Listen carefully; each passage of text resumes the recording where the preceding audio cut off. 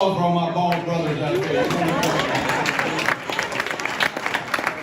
Charlie James, I do the morning show on 1250 WTMA. In a couple of years, I had a caller call in. His name was Jerome Smalls. And Jerome was telling me about, Jerome's a very passionate man. And Jerome and I have disagreements on some things, and we have agreements on many other things. But we always put humanity before ideology. We always remember that there's a person on the other side of that phone, and we always try to be respectful to each other. And he was telling me about this man that I had never heard of before, named James Jamerson. Like I said, I'd never heard of James before, so while I had Jerome on the phone, I started to Google James Jamerson. What I found out made my jaw drop. You, like me at that time, may have never heard of James Jamerson, but I guarantee you that you have heard his work, because James Jamerson played bass on the soundtrack of your life, literally. Let me read from Wikipedia. A native of South Carolina, born in Edisto, Jamerson's discography at Motown reads as a catalog of soul hits of the 1960s and early 1970s.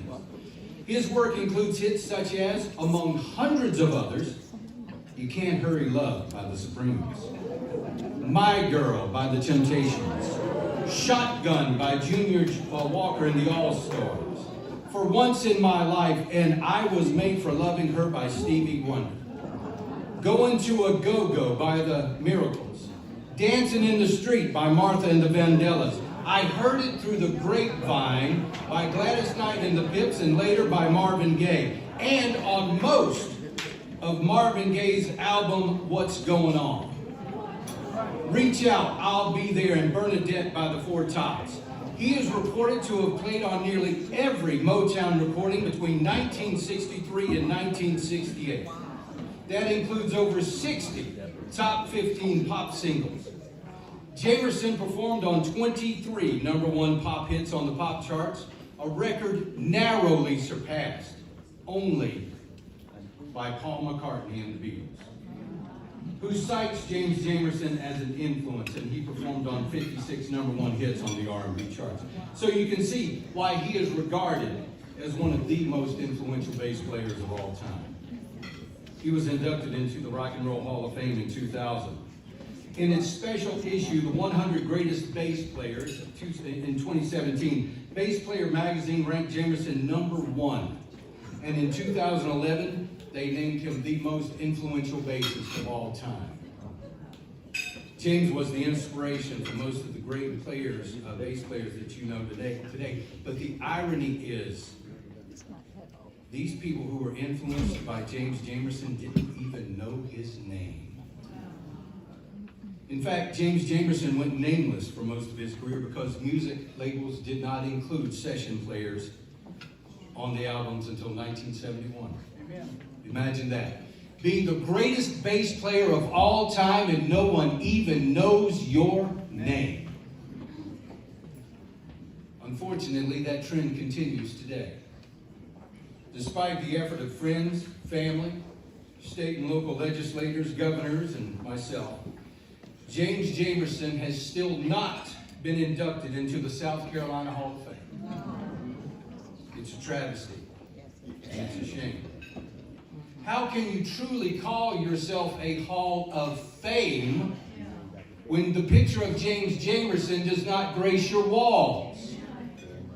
If James Jamerson doesn't belong in the South Carolina Hall of Fame, then who does?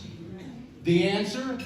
If James Jamerson doesn't belong in the South Carolina Hall of Fame, nobody does.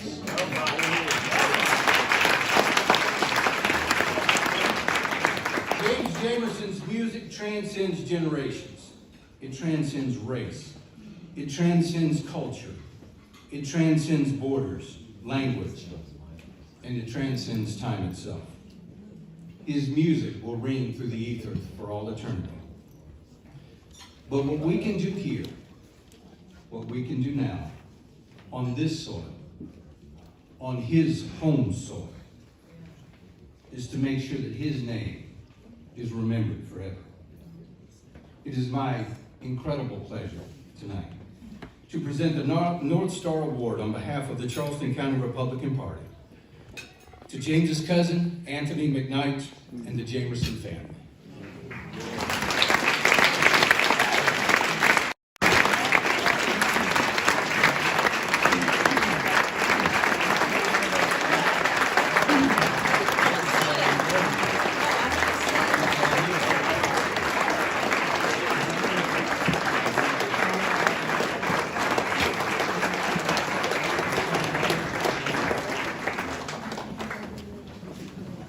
Good afternoon.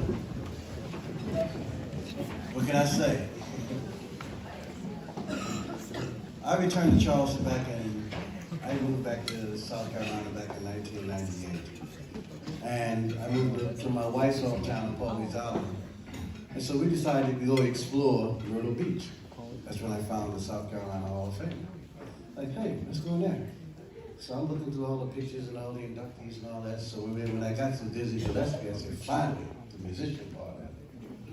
I didn't see James. That hurt. So I've been fighting now in the Hall of Fame for the past 23 years to try to get James into the Hall of Fame. And like Charlie said, you know, I've had Governor Nikki Haley to give me a letter of recommendation. I've had the South Carolina State Senate to give me a resolution, the South Carolina House of Representatives to give me a resolution. Governor Mike Huckabee gave me a recommendation. I had a letter from Berkeley School of Music for a recommendation. A letter from Motown Records. All of that just fell on deaf ears, and I just don't understand why. I honestly don't. But right now, I do have a GoFundMe account, because what I'm trying to do is get James a brand new headstone. He needs a headstone. He only has a gravestone, a grave marker. But you can just go to GoFundMe.com, Charleston Jameson Project. You find us there. And I hope, along with this award, will help us do what we need to do for James and give him the honor that he deserves here in his own home state. Thank you for this award.